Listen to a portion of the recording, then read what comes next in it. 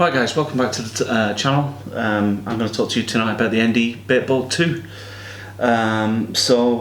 In October last year I found myself purchasing the Baitboat. I thought I had a session on Home Fen where I couldn't quite get to where the fish were, and it was a private party, so baitboats were allowed. A few people had baitboats, and I was envious, and I thought, God, I've got to consider getting one of those. And also we got a trip to France that we booked last year for this year in August, which I'm hoping will still happen. It might do, it might not, with the current situation, but yeah, that made me take the plunge as well. So in October last year I took the plunge and £500 purchased the boat. Yeah, so let's take a look at it. There's other reviews out there as well on YouTube. There's a review by Carpology that was done quite recently. That's really good watch, where they go into all the features and details of the features and that sort of stuff. But that's not what this video is about. This is just an honest sort of take on the Baitboat, what I think of it so far, what I like about it, what I don't like about it, that sort of thing. So let's take a look. So first of all, I just wanted to point out that I bought this bag from it, and it's from Colt, which came from Total Fishing Tackle. And yeah, I just think this is a really good bag. If you're in the market for a Baitboat bag, well worth a look at one of these. It's got two side pockets, quite deep pockets. It's also got a zip pocket on the top here. And it's a really well padded bag. So just wipe the zip tops on the side. There's a Velcro fastener across the top there, and then inside there's an extra layer of padding. You can put this on the top. I actually keep it on the bottom just to make sure the bottom of the Baitboat is protected. But yeah, highly recommend that. If you're in the market for a Baitboat bag, take a look at the one from Colt. So yeah, so as I say, I purchased this in October last year, and firstly I bought the Baitboat only. You can do two purchases with this really, and this is one of the good things about it. For £500 you get basically the Baitboat. So you get the boat, you get the chargers, you get the aerial and the remote control. What you don't get is the GPS system as well. So GPS meaning you can pop off to various parts of the lake and save your spots, and you can also command it to come back to your swim and that sort of thing, and that's really handy. I thought that I'd probably end up buying that before we go to France, but I ended up buying it on the Abbey Lake session that we did earlier on this year, just to basically, I had a bit of surplus money, as we all probably have had during the lockdowns, because we've not been able to do anything else, and we were on that session, and I thought, you know what, I want to take a really good look at the GPS and see what it can do. So I spent the extra 200 quid and got the GPS as well, and I'm really glad I did, because it seems like I've got the full thing now, and it works really well. So these two tails, they fit onto where the propellers are on the boat. You simply screw these in. These are made of carbon, really well made, and they screw in. And what these do, I believe, is prevent any weed or any detritus getting into the blades of the propellers. Screw that in. Once you screw them in tight, I'll just give you a look. That is it from behind. They're kind of like extra long propellers, if you will, and they stop any weed from getting stuck in there. This top part of the boat, this is what comes off to reveal the battery, which we're going to have a look at that first. I'll just use this.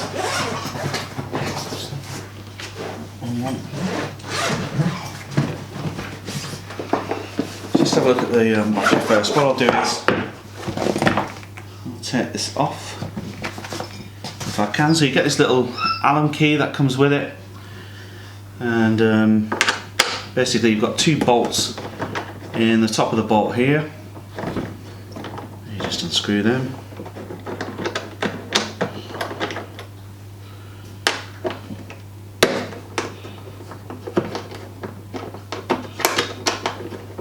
Fairly straightforward to do.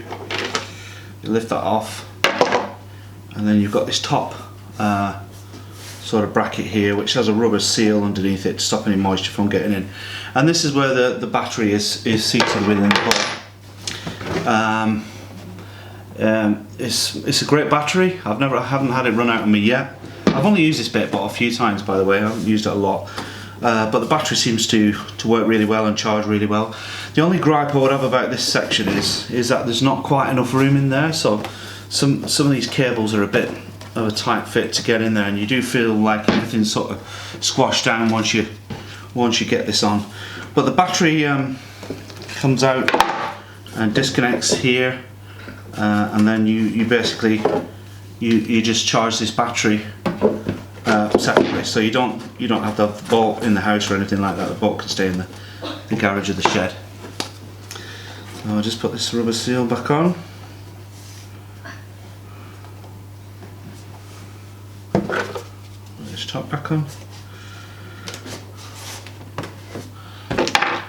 And finally those are the bolts that it bolts in with.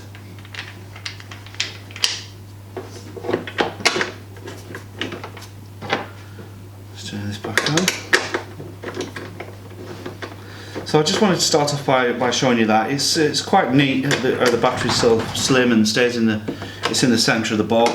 It gives room for the hoppers design wise. I think one of the main gripes about the first ND boat was that the hopper wasn't quite big enough. So in this one, whoops, dog's barking. You do get two quite large hoppers, and I think altogether it keeps up to 3 kilo bait. I think you can load 3 kilo bait in there. I'll correct that if I'm wrong. But basically you get these 2 aerials that come with the boat. One that fits onto the boat. They're exactly the same aerial, so it doesn't matter which one goes on where. So aerial screws in there, and then one aerial onto your remote. And they recommend that you actually turn on your remote first. So you hold down the on button, you'll see that light up, and then you turn on your boat, and the boat actually connects with the remote control. So you'll hear it. Well, it should stop beeping in a minute. That means they've synced with each other, and you're ready to rock.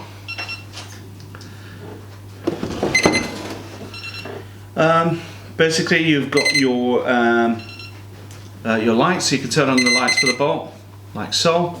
You've got front lights and then small lights at the back. I was actually worried initially that you wouldn't see these lights at first, but I haven't actually used it that much at night, so I'm not sure how good these are. I actually prefer the old design of the ND1 boat, where the lights were huge and right across the back, and it might have been a bit too bright for some people, and maybe that's what some of the comments they got, and maybe that's why they decided to go for these little diddy LEDs at the back. But for me, these are just a bit too small. I would have liked to have seen something, you know, yeah, big at the back or something like that. This thing that you see here, that's what you can put your hook on. It's a hook release, so you don't have to actually put it into the hopper itself. But what I have found with this thing is that it has failed on me once or twice. So you'll see there's a tiny clip in there. I'll film this as well. There's a tiny clip, and when you hold down hook, the clip just pops backwards, and it's supposed to release your hook. Now, like I say, it's worked on me, but I've had times, well, twice actually, where it didn't release the hook. So yeah, whether that's such a great design, I'm not sure. I think the pin, you'll see when it pulls back, it only sort of pulls back like 2/3 of the way. If they had a pin that actually retracted fully into the housing here, then without doubt the hook would just completely fall down. So maybe a bit of a design flaw there potentially. So the boat itself isn't too noisy. You know, that's on full whack actually. It's not too noisy. And then obviously you've got the command to open the hoppers. So you open hopper 1 and open hopper 2. you can see them open there. And that hasn't failed on me at all. That's the hopper's open every time. So what I was doing is I ended up last time I used it, which was down at Booney's Lake a couple of weekends ago, a session I really want to forget, but yeah, the hoppers work fine, and the only problem I had was one time again this didn't release, so I just ended up putting the rig actually inside the hoppers, and that seems to work fine, so I think I'll just stick to doing that in future. In fact, with me mostly using multi-rigs for the pop-up, it's not good to actually stick the multi-rig on this hook system at the back, because what it does is it pulls the multi-rig down and the rig's obviously not set right. So if I'm using a multi-rig, I have to go in the hopper anyway. It's only if you're using a German or something like that that I would actually put it on there. So all in all, the GPS works really well. It's quite cool once you get your head around it. I don't know if it's with ND being a German company or not, but sometimes the instructions are a little bit shady, and you're having to look up a lot of videos just to figure out how how something is done. But if we are talking about them being a German company, then typically this is a really well built piece of kit, which is what you expect from a German company. It feels solid, it feels quality. I haven't had any issues with the carbon wrapping or anything like that. It looks smart, it looks the business. It's got a fair bit of, it's not too heavy, but heavy enough that it feels of a decent enough quality. And yeah, it looks good in the water, and it does its job.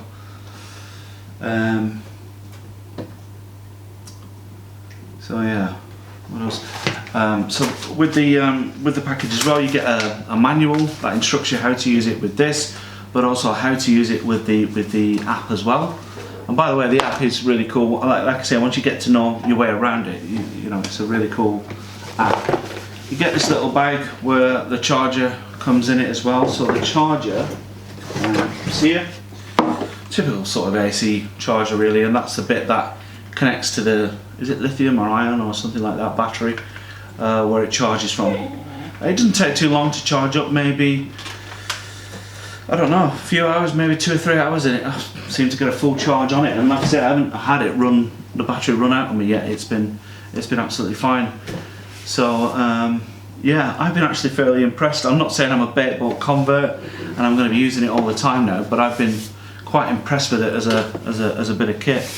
And actually, what we did find is when we did use it on Abbey, we managed to get the bait right into a bay that was quite, maybe it was about 80-90 yard cast or something like that, but it was terrible sort of winds and well, we made any excuse, we just wanted to use the boat really. But we accurately got, actually we were sending solid bags out into this bay and dropping these solid bags on the same spot every time, and that worked really well. So it's an accuracy thing, isn't it? So what else I bought as well, this doesn't come with the Baitboat, but I opted to buy this, and that's the deeper arm, and there's a little connection thing at the top here. This screws in. I'll just show you how this works. I think we'll use that one. Basically screws in. I've got it on the wrong side.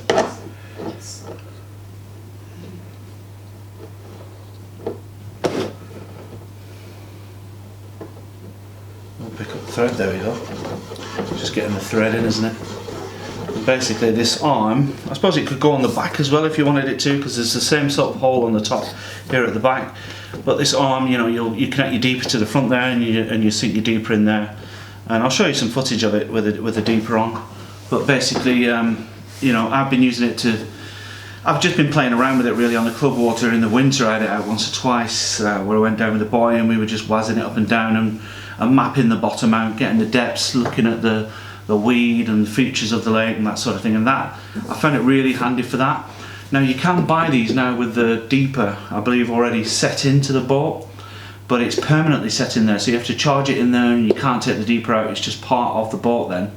And I didn't see the point in that, because obviously I've got the freedom to set the deeper off this whenever I want and use it on the marker rod, so seemed, and plus obviously I already had a deeper already anyway, so yeah, it's been great for sort of mapping out the bottom and picking out features to start with. Again, you know, people say, well, you know, you might well say, well, I've got watercraft to do that, but it's just an additional feature to get this arm. This arm cost about, I think it's about 20 quid or 25 quid, something like that. But yeah, I found this a godsend just to be able to quickly, you know, map the water out. I think, you know, it's a really difficult thing sometimes to know what you're fishing over and to be confident about it, and that's something that the deeper does give you, doesn't it? It gives you that confidence to know what's going on the bottom.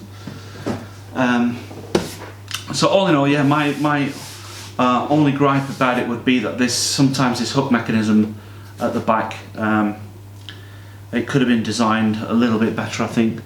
But the hopper's always open fine. I haven't had it lose signal yet. And when you buy the additional GPS package to go with it, which is an extra 200 quid, taking the cost up to 700 quid, then it has a system built within it that if it does go out of range, that it automatically comes back to the home point that you've set, which I think it's a bit reassuring, because when you've got hundreds of pounds worth of kit just floating out there, you know, it is a bit weird at first, isn't it? It's a bit like when I first got the deeper, you know, I felt so nervous casting it out. I spent 200 odd quid on this thing, and I'm just about to waz it out somewhere, you know.